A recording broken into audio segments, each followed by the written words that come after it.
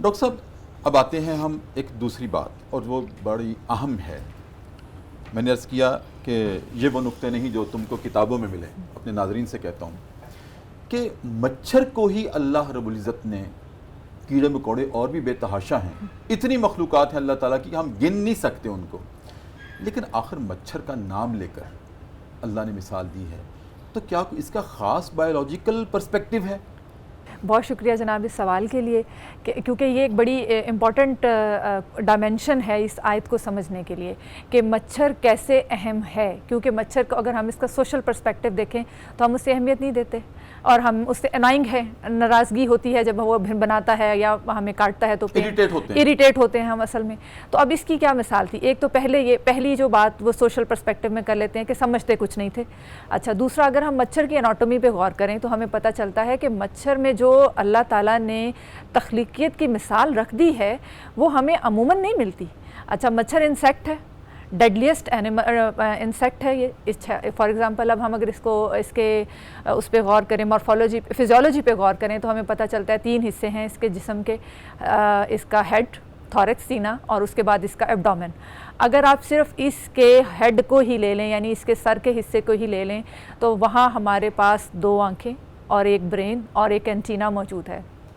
अब इससे आगे जो 2 आँखें मौजूद हैं वो असल में 2 नहीं हैं, उसके ऊपर 6 मज़ीद लेंस हैं। अच्छा। इसका जो एंटीना है उसमें रेडार्स लगे हैं जो इसे ये बताते हैं कि 10 फीट की दूरी से ये पता कर लेता है कि मेरा शिकार कहाँ मौजूद है। अच्छा। इसके यानी इतनी इसकी बताइए कि रेडार, पहले एंटीना जो हैं वो रेडार्स हैं, 2 रेडार्स हैं एक्चुअली, जो मालूम कर लेते हैं 10 फुट की दूरी से कि मेरा शिकार कहाँ है या मुझे किस तरफ से ख़तरा है। और मज़े की बात यह है कि आपने देखा होगा जब हम मच्छर को मारने की कोशिश करते हैं, हम दोनों हाथों से भी करें तो मच्छर नहीं मरता, क्योंकि उसकी दोनों रेडार्स उसके एक्टिव होते हैं और वो बता रहे होते हैं कि ख़तरा किस तरफ है, और वो उसको भांप के मूव कर जाता है ऊपर की तरफ से। अच्छा।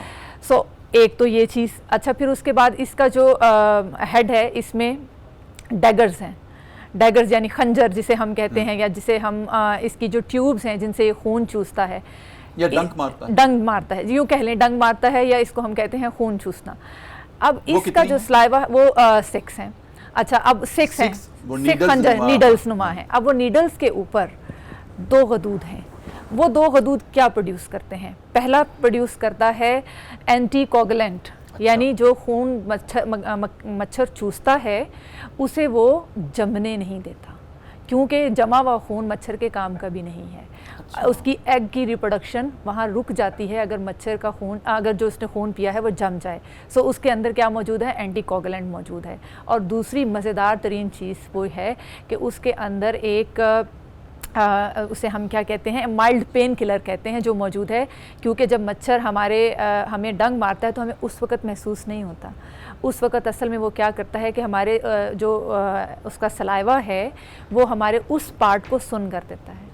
जब हमारा पार्ट सुन हो जाता है वो, तो फिर वो अपनी नीडल अंदर डालता है, या वो खंजर अंदर डालता है, या वो डंग अंदर डालता है, और हमें तब तक महसूस नहीं होता जब तक कि वो पूरा खून अपना जो क्वांटिटी रिक्वायर्ड है वो चूस नहीं लेता और उसे वो ख़त्म नहीं कर देता अपने उस प्रोसेस को। तब तक हमें अंदाज़ा नहीं होता और तब तक वो अपना काम कर चुका हुआ होता है। अच्छा। सो ये एक बड़ी साइंटिफिक वो है, ऑब्जर्वेशन है, अगर इस पर गौर व फिक्र किया जाए। फिर उसके बाद इसकी जो, अगर हम इसको फर्दर लेके चलें तो ज़ाहिर है जो इसका एब्डोमेन है, हाँ, इसके एब्डोमेन में अब आपके नज़दीक मच्छर की कोई अहमियत नहीं है, वो एक छोटा सा जानवर है, छोटा सा इंसेक्ट है जो हमें नज़र आता है। लेकिन मज़े की बात यह है कि मच्छर में डाइजेस्टिव सिस्टम भी मौजूद है, यानी उसकी खुराक भी हज़म होती है। मच्छर में पूरा रिप्रोडक्टिव सिस्टम भी मौजूद है, मच्छर में लंग्स भी मौजूद हैं, ब्रीदिंग सिस्टम भी मौजूद है, मच्छर में लेग्स भी मौजूद हैं, और उन लेग्स के आगे पंजे भी लगे हुए हैं जिसकी वजह से वो अपने शिकार के जिस्म पे जाके अपनी ग्रिप को मजबूत करता है। अच्छा। सो ये तो इसकी वो हैं, यूँ कह लें कि एनाटॉमी है। अच्छा, मच्छर की हयात तरकीबी कह लें इसे।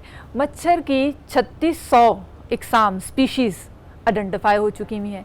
तो आप मच्छर की मिसाल दी तो हमें लगता है कि इसके बस क्या है, मच्छर ही है ना, लेकिन जब मच्छर ने वही वार करने शुरू किया, हकीम ज़ात है, तो 3600 स्पीशीज़ इस वक्त इसकी आइडेंटिफाई हो चुकी हैं, और हम अभी चंद एक से नॉन हैं।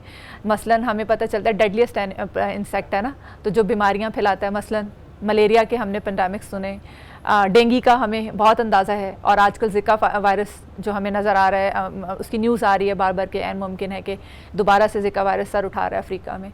सो इसी तरह येलो फीवर है, ये इसकी बीमारियां हैं जो ये प्रोड्यूस कर रहा है। और हमें लगता है कि मच्छर कुछ नहीं कर सकता, जबकि मच्छर इंसान की जान लेने की सलाहियत रखता है और तकलीफ दे बीमारियां प्रोड्यूस करता है। डेंगू देख लें आप, मच्छर की एक किस्म है, बिल्कुल ऐसे ही इंसानी जान की दुश्मन तक, इंसानी जान की दुश्मन है। फिर इसके फूड में एक बड़ी मज़ेदार वेरिएशन हमें नज़र आती है। मज़ेदार या हैरान कौन? मज़ेदार कह लें और हैरान कुन। मज़ेदार शायद उन लोगों के लिए जो रिसर्च को से मज़ा लेते हैं, सो उनके लिए है कि जनाब फीमेल मच्छर जो है वो खून चूसती है। वो उसका फूड ब्लड है। और जो आप खुद कह रही हैं हम कहेंगे तो इतराज होगा। बायोलॉजी है जी, ये अल्लाह की तख्लीक है, ठीक है। अल्लाह ताला ने जिसको अल्लाह ताला ने जिम्मेदारी सौंपी है उसने वो करनी है। और मेल क्या करता है, वो नेक्टर चूसता है। तो इकोलॉजिकल पर्सपेक्टिव में मच्छर इंतहाई अहम इंसेक्ट है, क्योंकि ये तो ये फूड जो चेन है हमारी उसका अहम हिस्सा है। बर्ड्स इससे फूड लेते हैं, ठीक है। अगर ये जो एम्फीबियंट्स होते हैं वो इससे फूड लेते हैं। उसके बाद पॉलिनेशन जो होती है हमारे पौधों में, फूलों में, ये उसका अहम रुकन है उस पूरे साइकिल का। तो इसका मतलब ये हुआ कि मच्छर जो था इसकी मिसाल ऐसे ही नहीं दी गई, गौर व फिक्र करने वालों के लिए इसमें बहुत निशानियाँ हैं।